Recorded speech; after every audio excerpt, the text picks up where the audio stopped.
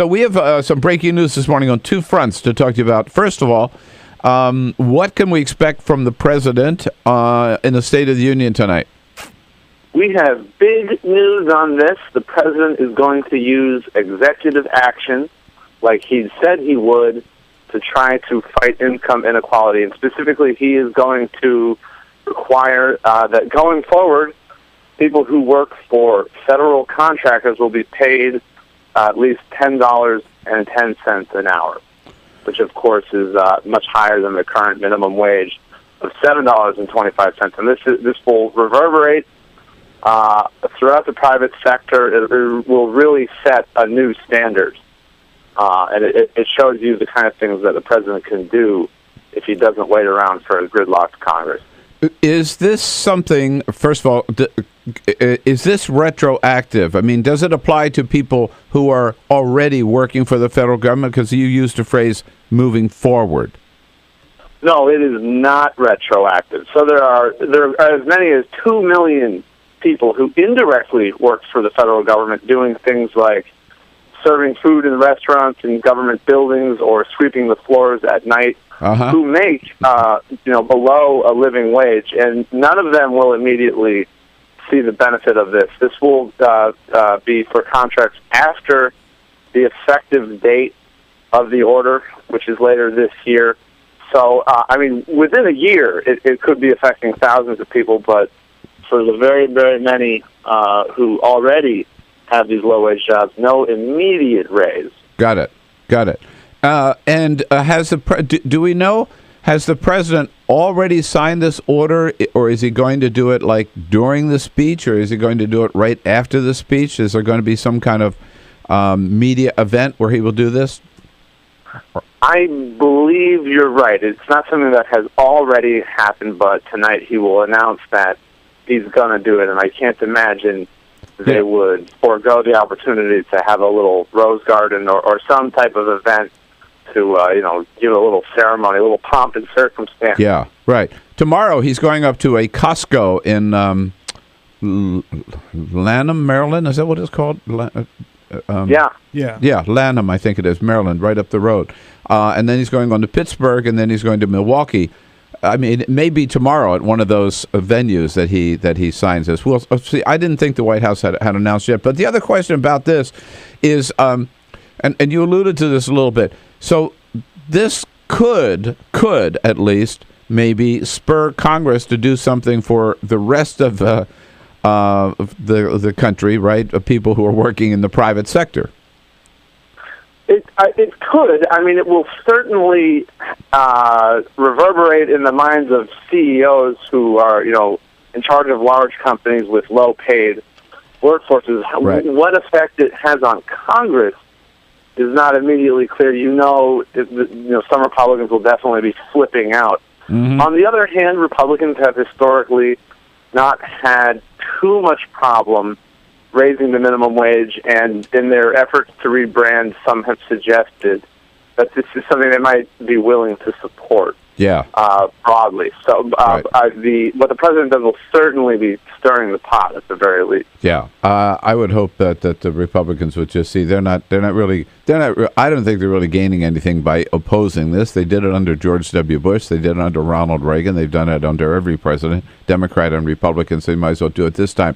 Now, in terms of the breaking news on the other front, late last night it was announced that the House and Senate conferees have come together on a farm bill. Is that true? And what does it mean particularly for the part of the farm bill that we've talked often about, food stamps? Yeah, they reached a deal. So the House Republicans wanted a 5% cut to food stamps, which would be $40 billion over 10 years. Yeah. And Senate Democrats wanted like a tenth of that.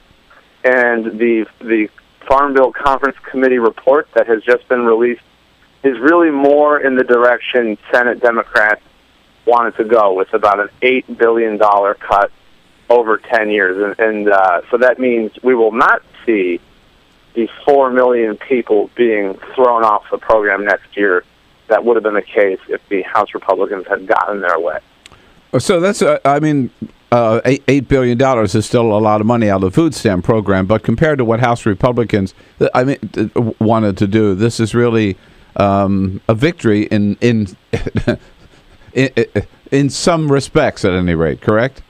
Oh yeah, $8 billion. That's like 1 or 2% of food stamp spending over a 10-year window. There are other things about this that should be heartening to Democrats. They dropped the drug testing thing.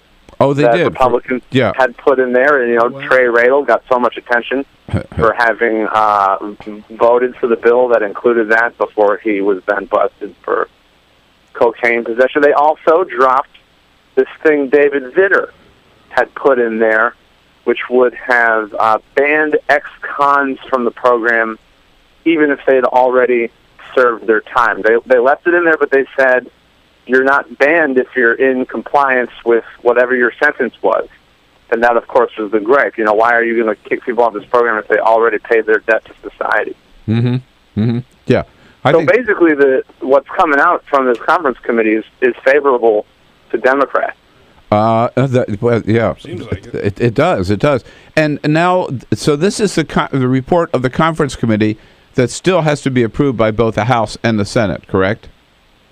That's right. And but it has bipartisan support. I mean, a conference committee. That's the nature of the conference committee is members of both parties. Correct? I don't see how it's just a matter of, like with many things, John Boehner bringing it to the floor, and I don't see how it would have any trouble getting through the House, as long as he's willing to let it pass with Democratic support. And when you're talking about a landmark 5-year bill, I don't think it's worth it to the Speaker to play around and keep it from a vote, because it has so many other things in it that are important to the agriculture industry and their lobbyists.